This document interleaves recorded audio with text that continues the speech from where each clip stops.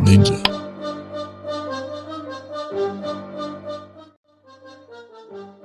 Countless hours are spent testing a web app to make sure it's functional in and outside the local development environment. Therefore, I would like to introduce our first selected QA testing tool, which is Selenium. So basically, Selenium is an open source automated testing framework where it allows for extension and modification of source code. The purpose of Selenium is to validate web applications across most browsers and operating systems. In short, Selenium can be used across several browsers. It supports several operating systems and it works with multiple programming languages, meaning that it integrates well with many business systems. How to use Selenium? So first of all, you need to create a new project in PyCharm, and then you need this driver, chrome driver.exe. You need to download it from here. So then we need to install pip install Selenium. I already installed Selenium here. So I'm going to explain this code. This is for WebDriver code, WebDriver Chrome. Okay, then I go to YouTube URL. Then this will print out the title and the current URL, and then this one is the element that I want to click. So search, I send it click, and then I send the key mahizin, and then I say enter, and then lastly I close and quit the browser. So let's try to test this.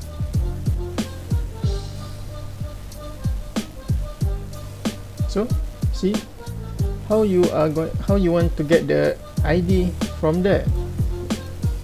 Spec, and then here copy and paste. Yeah, that's all.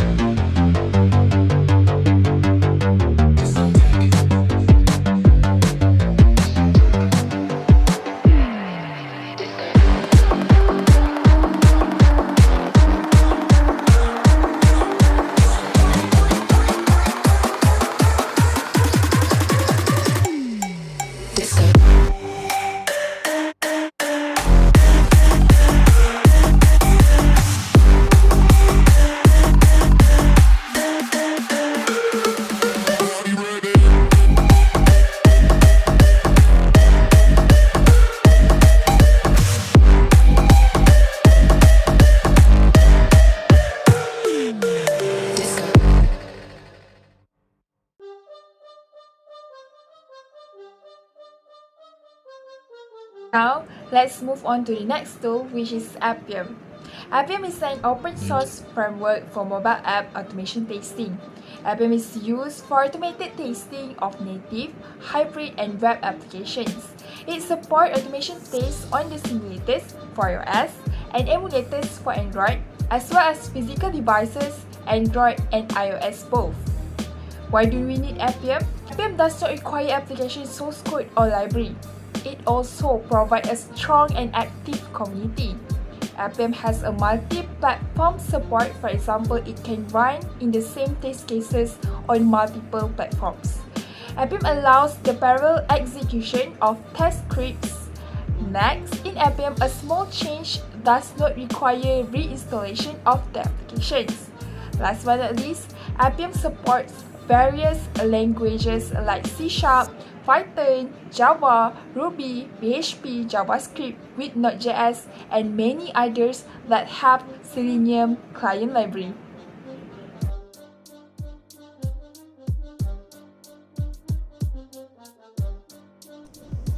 Alright, first of all, we go to the system environment to configure several variables in our Windows.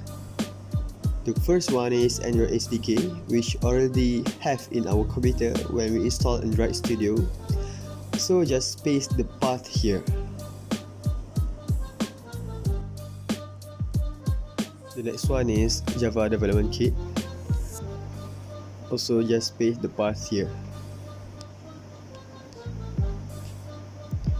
Another one is Platform Tools, which is for ADB. Also the same process, which is create new and paste the path. Then open command prompt to make sure all three requirements has been configured. The first one is type Java version and run it. It will display like this. Next is ADB, and it will display like this all this long. That means that all the configuration is right. Alright, to start it, open Android Studio, which is we want to use the emulator.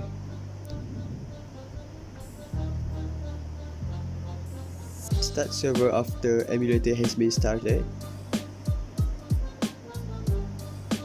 and it will display the server is running. After that, open Appium Inspector. Then there are several things need to be set, which are device name that can be found on ADB just now. Same goes with emulator name.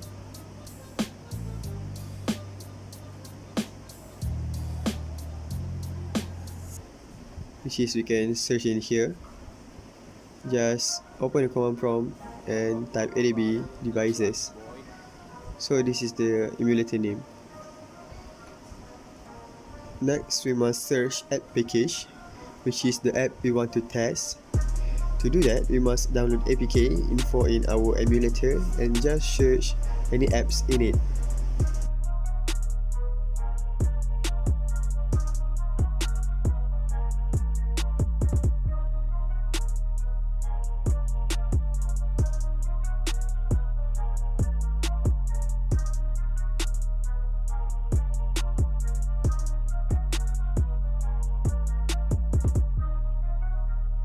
For app activity, just copy and paste. Don't forget to end the name with main.activity.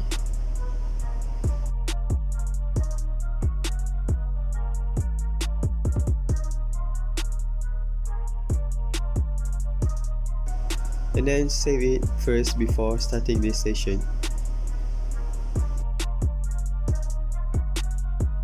After the session has been started, it will be automatically displayed like this. From this, we can see the ID and XPath. For web, it will use XPath, and ID is used for mobile phone. After that, we can open the source code and import this Appium driver.